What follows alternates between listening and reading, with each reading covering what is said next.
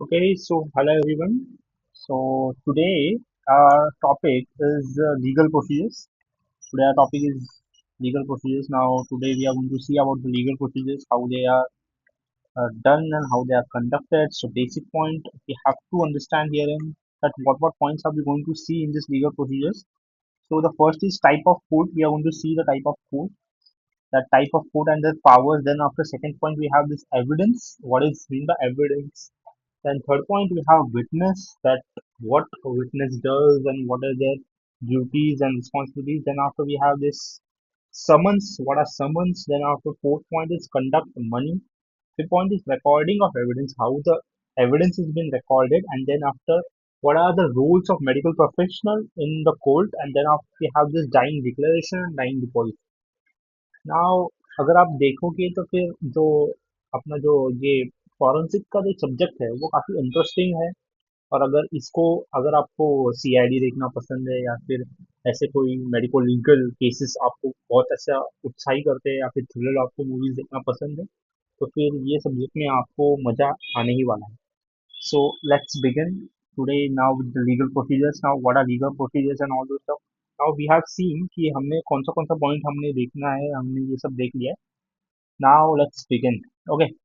So the first point was type of code. So type of code can be majorly classified. So type of code हम चार categories में, ये जो starting में मैं बता रहा हूँ, ये जो सिविल कोड है, उसके बाद क्रिमिनल कोड, कंज्यूमर कोड और कॉर्नर्स कोड, ये जो चार टाइप्स है, these are the main, you can call this main types. और उसके बाद जो हम देखने वाले हैं, ये जो सुप्रीम कोर्ट है, हाई कोर्ट है, सेशनल कोर्ट है, ये सब जो है वो सिविल और क्रिमिनल कोर्ट्स के अंडर ही आता है। Then if anybody is asking you कि टाइप ऑफ कोर्ट्स क्या है, तो टाइप ऑफ कोर्ट में आपको मेजरली ये चार बताने हैं कि पहला जो रहेगा वो सिविल कोर्ट रहेगा, उसके बाद क्रिमिनल कोर्ट और उसके बाद कंज्यूमर कोर्ट और उसके बाद कॉर्नर कोर्ट। सो ये जो रहेंगे, ये हमारे चार कोर्ट्स रहेंगे। पहले प्राइमर, और उसके बाद हम लोग जो ये बोलते हैं ना, सुप्रीम कोर्ट, हाई कोर्ट और ये अपना जो डिस्ट्रिक्ट कोर्ट वगैरह ये सब रहते हैं, ये सब हाई कोर्ट के अंदर ही आते हैं, उसके सब पार्ट से। और सेशनल कोर्ट्स भी जो रहेंगे वो क्रिमिनल, सिविल और क्रिमिनल कोर्ट्स के अंदर ही आते हैं। तो फिर जो जितने भी कोर्ट्स है, वो सब ये दोनों जो फर्स्ट और सेकंड मैंने बताया है, इनके अंदर ही आने वाला है। ठीक है। सो फिर अब ये हर एक कोड को आराम से देखते हैं कि क्या क्या रहता है इस कोड में। तो जो पहला बताया है वो है सिविल कोड। तो सिविल कोड में क्या बताया है कि डील्स विद सिविल मैटर्स मतलब जो पब्लिक, जो नॉर्मल पब्लिक के मैटर्स होते हैं, उनके रिलेटेड जो भी केसेस रहेंगे उनके उनके साथ डील करेगा ये कोड। सो इसमें एग्जांपल्स के लिए फैमिली, जिसका भी फैमिली डिस्प्यूट रहेगा, इनहेरिटेंस मतलब कि जमीन जायदाद जो रहती है वो इसके नाम पे होनी चाहिए, उसके नाम पे होनी, इससे लेके बहुत झगड़े रहते हैं इंडिया में। तो ये सब रिलेटेड जो भी रहता है वो सब सिविल कोड के अंडर आता है। उसके बाद लैंड डिस्प्यूट वही है अपना, रोज का डिवोर्स डिवोर्स का रिलेटेड जो भी रहेगा वो सब सिविल कोड के अंदर ही आता है। और एजुकेशनल रिलेटेड जो भी कुछ केसेस बनते हैं, राइट, वो भी, यानी कि एजुकेशन में क्या रहेगा, उसमें अगर किसी ने अगर पैसे देके एडमिशन कराया है, तो वो भी सब अगर, और किसको उसके ऊपर एलिगेशन लगाने हैं, तो वो भी अंडर सिविल कोड ही आएगा। ठीक है। उसके बाद क्रिमिनल कोर्ट्स, अनावा क्रिमिनल कोर्ट्स और civil courts are totally different. जो सिविल कोर्ट्स रहेंगे वो नॉर्मल पीपल के डिस्प्यूट रहते हैं, उनके रिलेटेड होते हैं। और जो क्रिमिनल कोर्ट रहते हैं वो मेजरली क्राइम्स, जहाँ पे क्राइम इन्वॉल्व रहता है, क्रिमिनल इन्वॉल्व रहता है, उसके रिलेटेड रहेगा क्रिमिनल कोर्ट।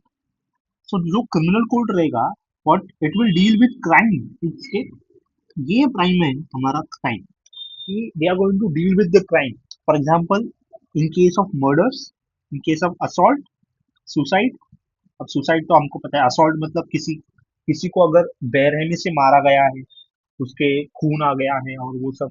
मर्डर्स तो आपको पता ही है। सुसाइड, किसी का सुसाइड हुआ है, अगर वो होमिसाइडल है या फिर सुसाइड है, इसकी जांच पड़ताल करवानी है, तो वो क्रिमिनल कोर्ट के अंदर आएगा। रॉबरी, किसका धन वन लूट गया है या फिर बैंकों में चोरी हो गई है, तो ये सब क्रिमिनल कोर्ट के अंदर आ जाए।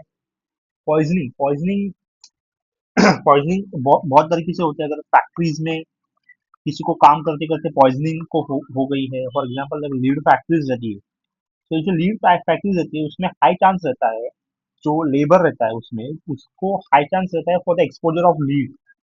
सो इसमें लीड पॉइजनिंग के केसेस हो सकते हैं। उसके बाद accident, hit and run cases जो रहेंगे वो सब क्रिमिनल कोड के अंदर ही आते हैं।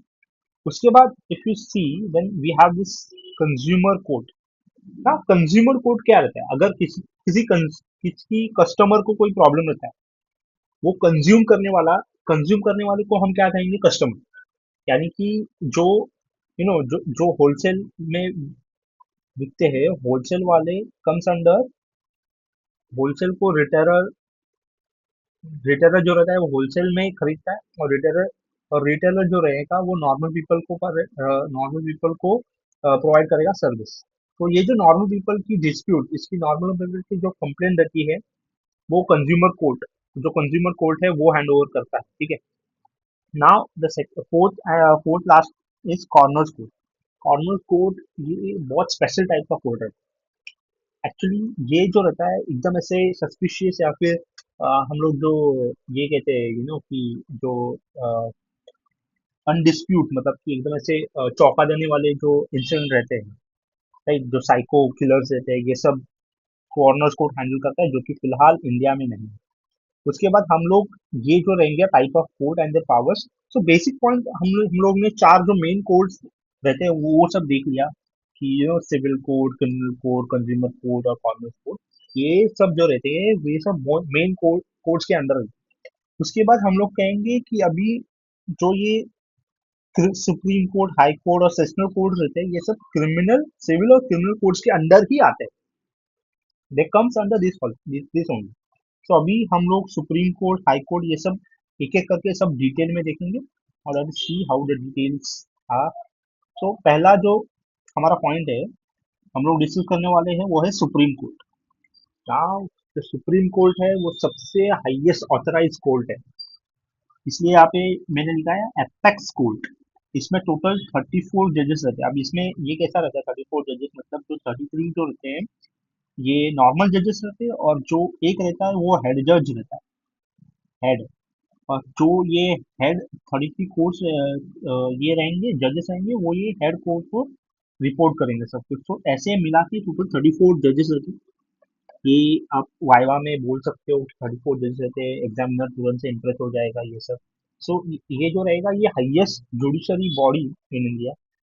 और ये जैसे मैंने कहा है ये हाईएस्ट हाईएस्ट, अगर किसी को अपील करनी है और वो उसका उसका जो केस है वो डिक्लाइन होता जा रहा है, वो at the end supreme court तक अपनी अपनी केस को लेके जा सकता है। ये हाईएस्ट हाईएस्ट जुडिशरी है जिसमें हम अपनी अपील कर सकते हैं अपनी अपनी इसके लिए, जस्टिस के लिए।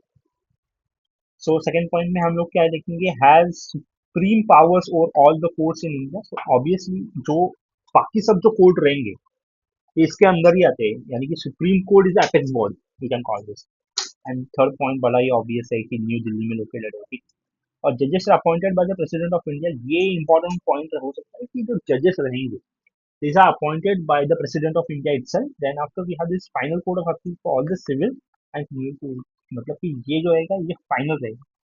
मतलब अगर आपका जो कोर्ट है, अगर वो तालुका लेवल कोर्ट में भी अगर आपको जो जस्टिस है वो नहीं मिल पाया है, या फिर आप जो डिसीजन लिया है उससे अनसेटिस्फाइड है, तो फिर आप ऐसे कर करके तालुका से स्टेट जा सकते हैं, स्टेट से इन दी एंड आपको फाइनल अपील जो रहेगी वो सुप्रीम कोर्ट में करनी है। तो फिर इसको हम लोग क्या कहेंगे, final court of appeal for all the civil and criminal court cases. Then after we have this stuff की सेकेंड लार्जेस्ट बॉडी रहेगी कोर्ट में, वो है high court. So judiciary over states, मतलब कि स्टेट पूरा जो स्टेट का जो मैटर रहेगा वो सब ये बॉडी कंट्रोल करती है, उसको हम हाई कोर्ट कहेंगे।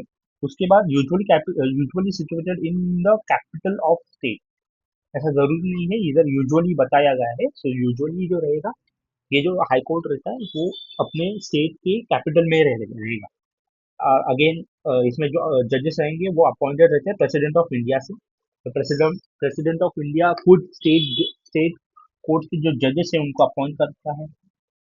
You can pass any judgment, any sentence prescribe by the law, मतलब कि लॉ से प्रिस्क्राइब जो भी स्टेटमेंट्स या फिर जजमेंट्स है वो पास करने की पावर हाई कोर्ट में है।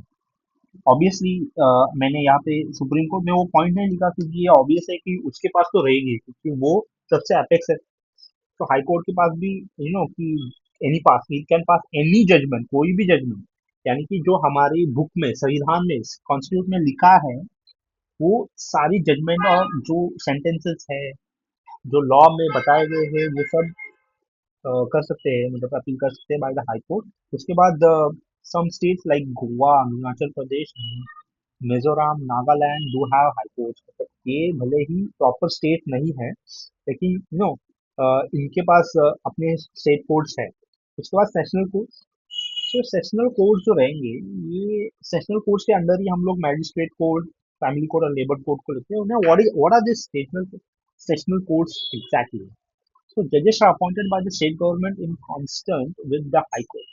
मतलब कि यहाँ पे जो सेशनल कोर्ट रहेंगे इनके जो जजेस रहते they are appointed by the state government, मतलब कि ये स्टेट के अंदर ही आता है सेशनल कोर्ट, राइट। सो ये सेशनल कोर्ट की जो जजेस रहते हैं they are appointed by the state government. तो स्टेट गवर्नमेंट की जो मिनिस्ट्री रहेगी वो अपॉइंट करेगी in consultation with high court. मतलब कि ये हाई कोर्ट के अंदर इसका सब कुछ जो कारोबार चलेगा वो हाई कोर्ट के अंदर ही रहेगा। मतलब कि हाई कोर्ट ही इसके जजेस अपॉइंट करेगा, यही बताया गया है। लेकिन लोकेटेड इन एवरी डिस्ट्रिक्ट, मतलब कि ये जो रहता है ये डिस्ट्रिक्ट लेवल का कोर्ट है जैसे हमने पहले ही कहा था।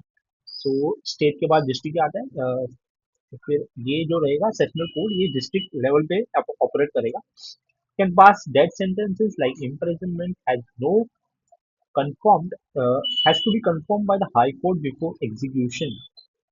इधर ये थोड़ा इम्पोर्टेंट पॉइंट है कि ये जो कोर्ट रहता है सेशनल कोर्ट, यानी कि ये जो डिस्ट्रिक्ट लेवल कोर्ट रहते हैं ये डेथ सेंटेंसेस पास कर सकते हैं या फिर लाइफ इम्प्रिजनमेंट पास कर सकते हैं, लेकिन इनको ये सब कंफर्म करना पड़ता है by the high court before execution. मतलब कि पूरा पूरा इसको पूरा एग्जीक्यूट करने से पहले इनको कंफर्मेशन चाहिए ऑफ हाई कोर्ट। रादर अगर हम देखें तो फिर high court does not require confirmation of Supreme Court and Supreme Court itself is the Supreme। So basic point यही है।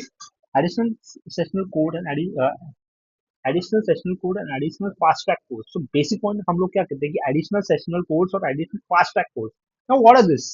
ये जो फास्ट ट्रैक कोर्ट रहते हैं ना ये बहुत ही फास्ट एक्ट करते हैं। मतलब पॉइंट इज कि हमारे पूरी इंडिया में बहुत से केसेस अभी भी चल रहे हैं, 1.5 1.5 साल 5 5 साल तक केसेस चलते रहते हैं। सो ये जो जो केसेस का बर्डन है वो कम करने के लिए हमारे कॉन्स्टिट्यूशन में फास्ट ट्रैक कोर्ट्स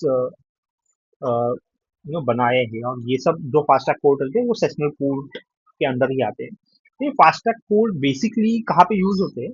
तो fast track court in case of rapes या फिर तुरंत मर्डर हुआ है और ब्रूटल मर्डर किया है और जस्टिस बहुत इंपॉर्टेंट रहता है। रेप केसेस, मर्डर केसेस, इनमें जस्टिस बहुत इंपॉर्टेंट रहता है। इसमें गुनेगार को हम ऐसे ही छोड़ नहीं सकते। So that's why fast track court has been created so that to reduce the burden of other courts that are there. Okay, fast track court are also sessional courts constituted to settle the fast cases fast। मतलब कि जो cases रहेंगे उसका fast decision लेने के लिए fast track court या फिर एडिशनल सेशनल कोर्ट्स रखे जाते हैं। सेशनल कोर्ट्स के अंदर हम लोग कंसिडर कर सकते हैं मैजिस्ट्रेट कोर्ट, फैमिली कोर्ट और labour court. Now magistrate court हम लोग देखेंगे what are this three courts. तो यू नो तो मैजिस्ट्रेट कोर्ट क्या रहता है? मैजिस्ट्रेट कोर्ट ये स्पेशल टाइप ऑफ कोर्ट रहता है ना। इसमें क्या रहता है कि जो टाइप रहता है वो executive, judiciary, special, juvenile, magistrate. मतलब कि व्हाट इज दिस एग्जीक्यूटिव या फिर जुडिशरी और स्पेशल, जुवेनाइल, मैजिस्ट्रेट? ये इसे हम कैसे इसे हम मतलब ये हम किसी कह सकते हैं जिसको प्रॉपर लॉ का नॉलेज है, जिसको प्रॉपर एजुकेटेड है डिसीजंस लेने के लिए या फिर स्टेटमेंट्स पास करने के लिए। मतलब इसको हम जज की तरह ही ट्रीट कर सकते हैं। जो हमारा जुवेनाइल मैजिस्ट्रेट रहता है इसको हम एज अ जज ले सकते हैं, राइट। सो अगेन भी इफ यू टॉक अबाउट कि जुवेनाइल मैजिस्ट्रेट के टाइप्स, तो फर्स्ट क्लास मैजिस्ट्रेट और second class magistrate. Juvenile magistrate is क्या मतलब कि बेसिक पॉइंट हम लोग क्या कह सकते हैं जुवेनाइल मैजिस्ट्रेट के बारे में कि juvenile magistrate are nothing but जज। जज विच हैव एन पावर, उनके पास पावर रहता है to execute those laws, laws को एग्जीक्यूट कर सकते हैं, राइट। सो जो मैजिस्ट्रेट कोर्ट रहता है उसमें कुछ ज्यादा ये नहीं रहता, मतलब कि कि जैसे नॉर्मल कोर्ट्स में बहुत सारे लोगों को बुलाया बुलाया जाता है जो कि वो केस से रिलेटेड रहते हैं, या फिर बाकी के लोग भी आ सकते हैं, लेकिन मैजिस्ट्रेट कोर्ट में ऐसा नहीं रहता। मैजिस्ट्रेट कोर्ट में लिमिटेड लोग ही रहते हैं, और जो हमारा जो जुवेनाइल मैजिस्ट्रेट रहता है वही रहता है, और जो लोग स्पेशली उस केस से ही रिलेटेड है वही लोग इस कोर्ट में अपॉइंट किए जाते हैं। नाउ जुवेनाइल मैजिस्ट्रेट को हम दो कैटेगरीज में डिवाइड कर सकते हैं, एक तो फर्स्ट क्लास मैजिस्ट्रेट और सेकंड क्लास मैजिस्ट्रेट। तो व्हाट आर द डिफरेंस?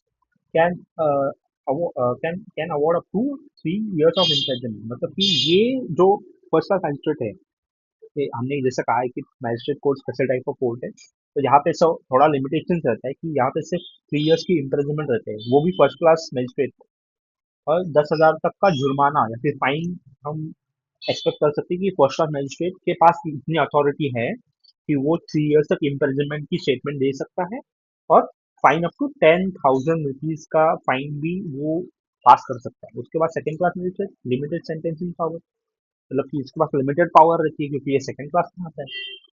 और उसके बाद हम लोग कह सकते हैं ये कि कि सेंटेंसिंग पावर जो रहती है 1 year तक रहती है, और 5,000 तक का जुर्माना ये पास कर सकता है।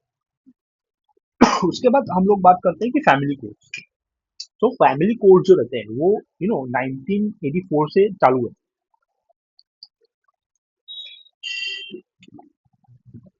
Before 1948 there were no family courts in our country, but ये एक्ट पास होने के बाद स्पेशल फैमिली कोर्ट्स डिजाइन पे, सो दैट द जो फैमिली का डिस्प्यूट रहता है वो फैमिली कोर्ट में तुरंत सॉल्व हो सके। सो इसलिए now you have to remember कि कि ये फैमिली कोड कब से चालू हुआ है या फिर कब से एग्जिस्टेंस में आया है। तो ये 1984 से चालू हुआ है in India, under the act की फैमिली कोड एक्ट 1984, ठीक है। सो इसके बारे में पढ़ते हैं now, family code what what things are involve in the family code. तो deal with both the civil and criminal matters related to the marriages and family, मतलब कि ये जो रहेगा वो सिविल और क्रिमिनल तो रहेगा इसमें, लेकिन ये जो मेजरली रहेगा वो मैरिजेस और फैमिलीज आते हैं, मतलब कि जो आपस में ही, मतलब कि फैमिली फैमिली में वो डिस्प्यूट हो गया है, उसके उसका रिलेटेड जो भी कुछ कामकाज रहेगा वो सब फैमिली कोर्ट देखेगा। Register appointed by the state government as it is, मतलब कि ये कोई हायर लेवल पे अपॉइंट नहीं करेगा, ये हमने जैसे देखा कि सेशनल कोर्ट के अंदर ही आता है। तो फिर इसका जो अथॉरिटी रहेगी, जजेस अपॉइंट रहेगा, वो स्टेट गवर्नमेंट ही करेगा। उसके बाद डिस्ट्रिक्ट जजेस और मैजिस्ट्रेट हियर्स द केसेस, जैसे हमने कहा कि मैजिस्ट्रेट मतलब ये वाला ही मैजिस्ट्रेट कहा है उन्होंने। तो एक तो डिस्ट्रिक्ट जज या फिर मैजिस्ट्रेट जो रहता है वो इन केसेस को हैंडल करता है, ठीक है। उसके बाद हम लोग कहेंगे लेबर कोड। लेबर, जैसे मैंने पहले ही एक्सप्लेन किया था कि लेबर कोड्स क्या रहते हैं। सो ये जो रहेंगे ये deals with the industrial dispute, मतलब इंडस्ट्री के अंदर अंदर जो डिस्प्यूट होती है उसके रिलेटेड जो भी कुछ डिसीजंस रहता है वो सब लेबर कोर्ट्स संभालता है। Now labour court have, this is important point, कि लेबर कोर्ट में 3 मेंबर्स रहते हैं, सिर्फ 3 मेंबर्स। उसमें क्या रहता है कि एक तो जज रहेगा, उसके बाद एक डिस्ट्रिक्ट जज रहेगा, मतलब एक जो जज रहेगा वो हाई कोर्ट से अपॉइंट किया जाएगा, एक जो जज रहेगा वो डिस्ट्रिक्ट से अपॉइंट किया जाएगा, मतलब कि टोटल 2 जजेस here, okay. And dispute chief of labour commission, मतलब कि ये लेबर कमीशन का जो डिस्प्यूट चीफ रहेगा वो रहेगा, और जो विक्टिम और एक्यूज जो भी रहते हैं वो तो ऑब्वियस रहेगी। सो इसमें सिर्फ 3 मेंबर्स ही रहेंगे, ठीक है। Now let's talk about inquest. Now inquest, this is interesting. Inquest मतलब हम लोग जो बोलते हैं ना कि कार्रवाई, मतलब पुलिस कार्रवाई करती है, मतलब कि एक आधा मर्डर होने के बाद नो, जब पुलिस आती है जांच पड़ताल करती है, सबसे पूछती है कि कि आपने ये मर्डर कब हुआ, कैसे हुआ, ये सब पूछताछ करती है, उनको इंक्वेस्ट कहते हैं। तो फिर यहाँ पे क्या बताया कि इंक्वेस्ट का मतलब क्या रहता है? So the legal inquiry into the case and circumstances in the cases of unnatural death. तो ये जो पॉइंट है अननेचुरल डेथ, ये इंपॉर्टेंट है। ऐसे ही नहीं, अननेचुरल डेथ मतलब कि अननेचुरल डेथ में मर्डर्स आते हैं, right? तो मर्डर्स रिलेटेड जो भी रहेगा, मर्डर्स या फिर सुसाइड, और सुसाइड रहता है या फिर होमिसाइड रहता है, सो ये सब इनके अंडर आता है। सो आपको सुसाइड तो पता ही होगा। होमिसाइड मतलब क्या, कि आपने ही जो फैमिली के लोग हैं, वही अपनी फैमिली को ही टारगेट करते हैं, अपनी फैमिली को ही मार देते हैं, राइट? तो ऐसा कुछ। सो ये एक लीगल लीगल प्रोसीजर है, जो कि एक अननेचुरल डेथ के बाद होती है, राइट? उसके बाद हम लोग इसके टाइप्स देखेंगे कि what are the types of inquest. तो इसमें मेजरली देखा जाए तो फिर तीन टाइप्स आते हैं। पुलिस इंक्वेस्ट, जो कि नॉर्मली कॉमन है इंडिया में, मजिस्ट्रेट इंक्वेस्ट और coroners inquest. Now if you are familiar with the police inquest, तो पुलिस इंक्वेस्ट कुछ ऐसी दिखती है कि पुलिस आती है, do not cross the line, ऐसा कुछ लगा दिया और अंदर इन्वेस्टिगेशन चालू करती है। So this is the type of police inquest. Now if you talk about police inquest, तो मोस्ट कॉमन है ये इंडिया में, done all over India. So all over India में पुलिस इंक्वेस्ट तो सबसे पहले की जाती है। रादर वो केस कितना भी पेचीदा हो, पर पहली वहाँ पे सबसे पहले जो कॉमन इंसान भी है वो पुलिस को ही रिपोर्ट करता है। सो फिर यहाँ पे जो पहला जो सब पहली जो इंक्वायरी होती है वो पुलिस इंक्वायरी रहती है, carried out by the police. Procedure include panchnama, ये हमने नाम बहुत सुना होगा, पंचनामा करता है, करना चाहिए पंचनामा, करते हैं पुलिस। तो फिर ये जो पंचनामा रहता है, ये सब इसके अंदर ही आता है, पुलिस की इंक्वेस्ट के अंदर ही आता है। सो ये जो प्रोसीजर इंक्लूड्स पंचनामा, ओके। सो इंक्वेस्ट रिपोर्ट रहती है, मतलब कि ये जो इंक्वेस्ट मतलब कि ये जो कार्रवाई है, या फिर ये जो कि ये जो इन्वेस्टिगेशन है, इसका रिपोर्ट को हम पंचनामा कहते हैं। सो इन्वेस्टिगेशन ऑफिसर साइन दिस पंचनामा। तो इन्वेस्टिगेशन ऑफिसर रहेगा, वो पंचनामा को साइन करता है, forward this to the district magistrate. जो डिस्ट्रिक्ट का मैजिस्ट्रेट है उसको फॉरवर्ड, उसको उसका साइन लेके उसका पूरा रिपोर्ट बना के जो इन्वेस्टिगेशन ऑफिसर है खुद साइन करता है, और ये फुट फॉरवर्ड करता है डिस्ट्रिक्ट मैजिस्ट्रेट को। सो इसमें एक इम्पोर्टेंट पॉइंट क्या है कि कि the police officer below the rank of sub inspector can not do this.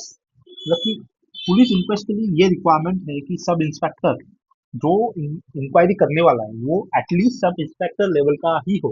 क्यों ऐसा, क्योंकि जो सब इंस्पेक्टर लेता है वो क्वालिफाइड रहता है, ही इज क्वालिफाइड, ठीक है। सो क्वालिफाइड रहता है क्योंकि उसको प्रॉपर ट्रेनिंग मिलती है, राइट? उसको उतना एक्सपीरियंस रहता है, उसको एक्सपीरियंस रहेगा, तो उसको ट्रेनिंग मिलती है, एक्सपीरियंस रहेगा। इसलिए हम लोग कह सकते हैं कि कि ये एक मिनिमम रिक्वायरमेंट है एक इंक्वेस्ट को करने के लिए, कि जो ऑथराइज बॉडी है या फिर जो पुलिस ऑफिसर है वो एटलीस्ट एक सब इंस्पेक्टर होना चाहिए। उसके बाद हम लोग कहेंगे कि मैजिस्ट्रेट इंक्वेस्ट हमने देखा था। मैजिस्ट्रेट क्या है? मैजिस्ट्रेट एक ऐसा इंसान रहता है जिसको प्रॉपर नॉलेज रहता है अबाउट द कि laws, and he can implement that laws for the sake of justice, right? मतलब इनडायरेक्टली हम इसको जज भी बोल सकते हैं। So basically conducting special cases like dowry death, custodial death and extermination. मतलब पॉइंट इज कि ये स्पेशल ओकेजन्स पे ही किया जाता है। नाउ स्पेशल क्यों? क्योंकि जो डाउरी डेथ रहता है ये बहुत कॉम्प्लिकेटेड है, राइट? वहाँ पे वो लोग मांग रहे हैं, इसलिए उन्होंने नहीं दिया पैसा, इसलिए उनका कत्ल कर दिया, ये सब बहुत कॉम्प्लिकेटेड है। कस्टोडियल डेट मतलब क्या? अगर कस्टोडियल डेट मतलब कि जो पुलिस कस्टडी है उसमें डेड हो जाए, एक एक विक्टिम की उसमें डेड हो जाए। कस्टोडियल डेट में बहुत ज्यादा इन्वॉल्वमेंट रहता है पुलिस का।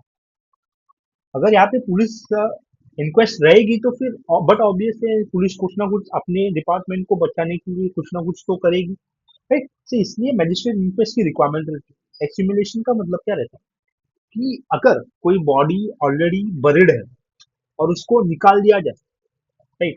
सो उसको एक्सट्रीमिनेशन, मतलब extermination, sorry sorry sorry, I just मैंने गलती कर दी। एक्सट्रीमिनेशन का मतलब रहता है कि कि किसी को कि अ, किसी जिंदा या फिर किसी को इंसान को मार के उसको जमीन के अंदर दफना दिया, सो इसको कहते हैं एक्सट्रीमिनेशन। तो ऐसे केसेस में जो रहता है वो सीधा मजिस्ट्रेट इंक्वेस्ट बैठती है।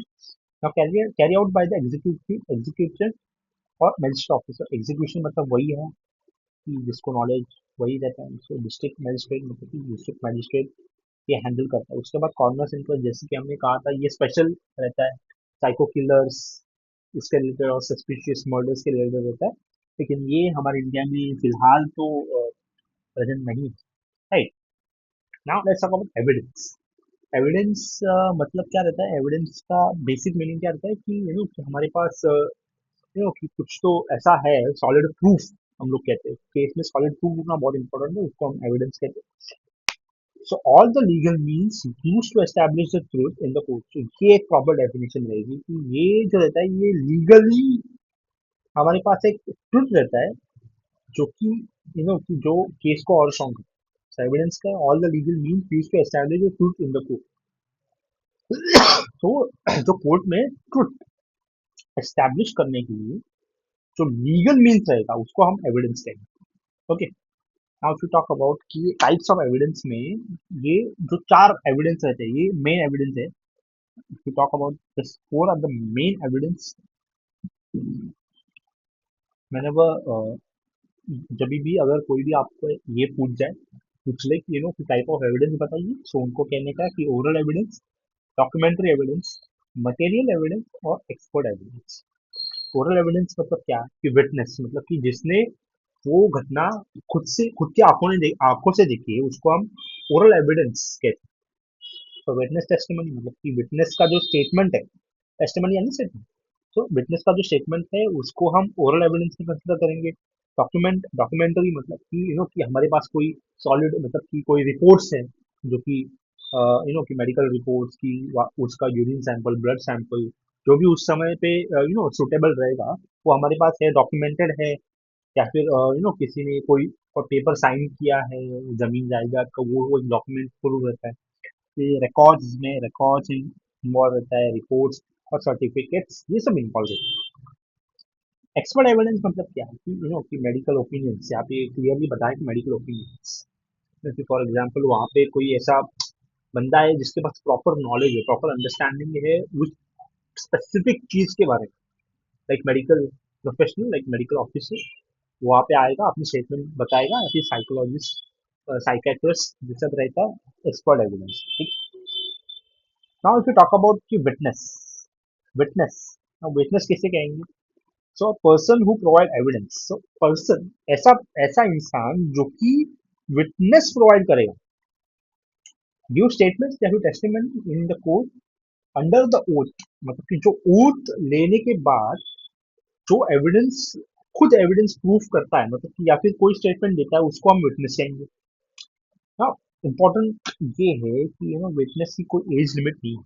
यानी कि एक छोटे बच्चे के सामने अगर खून हो जाए, और अगर वो छोटा बच्चा आके, उसके पास पूरी ऑथराइजेशन है कि वो कोर्ट में आके वो जो उसने देखा है वो बता सकता है, वो ऐसा बोल सकता है कि मैंने ऐसा ऐसा खून होते हुए देखा है। सो इसके लिए कोई एज लिमिट नहीं है।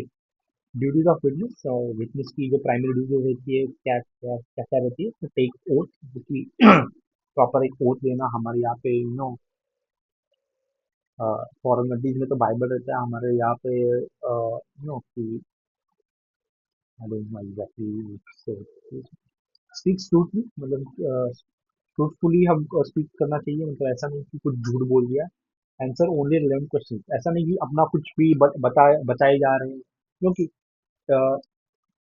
you have to answer only specific and only related to the questions that are asked by the by the advocate।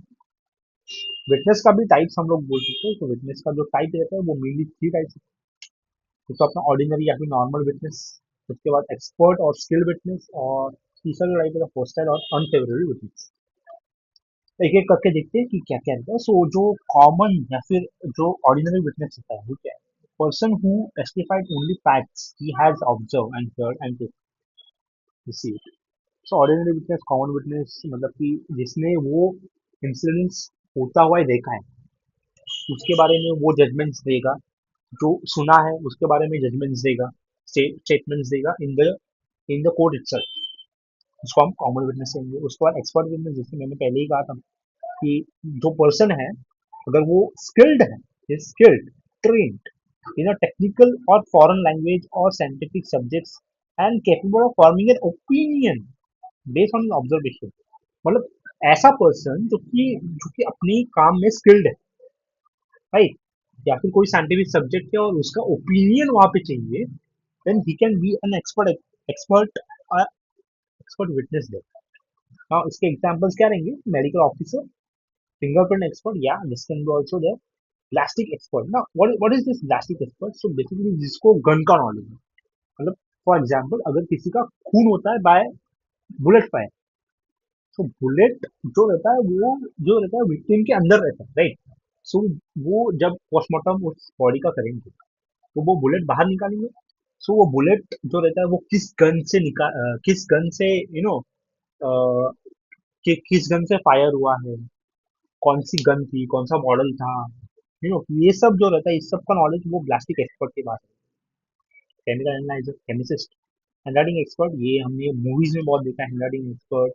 उसके बाद frame arm expert, firearm expert, मतलब कि वही firearm expert is nothing but ballistic expert only, जिसको guns का knowledge रहता है। उसके बाद next is hostile affair. Sorry, मेरे को खांसी हो रहा है बीच बीच में, क्योंकि कंटिन्यूसली बोलने के बाद ऐसा खांसी हो जाता है।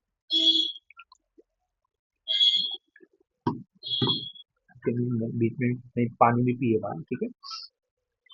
Okay, so let's talk about the hostile या फिर unfavourable witness. So one who speaks opposite to what he has said, मतलब कि ये जो रहता है ना, ये पलटी खाने वाला हम लोग कह सकते हैं कि ये पलटी खा जाता है। मतलब पहला स्टेटमेंट कहीं कुछ और दिया था, उसके बाद पलटी खा रहा है, नहीं नहीं आई हैव कि मेरा मिस्टेक हो गया, मेरे को ये ऐसा नहीं बोलना था, मेरे को वैसा बोलना था, मतलब खुद की पार्टी के सामने ही पलटी खा गया। मतलब कि ये जो विटनेस है, ये विटनेस इन्फ्लुएंस एंड ड्रिफ्ट, मतलब कि certain intermediated by the other party and they lie in the.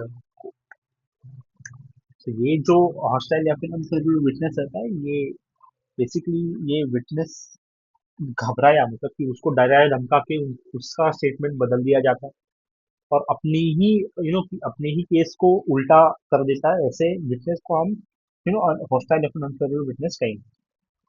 अभी हम let's go move forward. Summons,